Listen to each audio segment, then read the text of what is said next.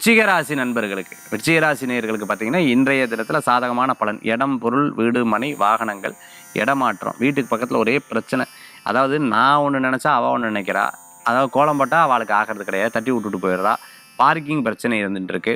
சின்ன சின்ன விஷயங்களை முறைச்சு ரொம்ப நண்பராக இருந்தா இப்போ ஏன் இப்படி இருக்கான்னு எனக்கு தெரியலையே, வீட்டுக்குள்ளேயே வா சார் இருப்பா, அம்மா பொண்ணு இப்படி இருந்துட்டுருக்கா சார், அக்கா தங்கச்சி இப்படி இருந்துட்டுருக்கா சார், இந்த மாதிரி சில ப்ராப்ளம்ஸ் எல்லாம் இருந்துட்டு இருக்கிறவங்களுக்கு அதை ரெக்டிஃபை பண்ணுறதுக்கு இன்றைய நாள் ரொம்ப சிறந்ததாக இருந்தக்கூடிய நாளாக இருக்கும். அதே மாதிரி தொழிலுக்கு உண்டான முதலீட்டுக்கு உண்டான நாளாக இருக்கும்.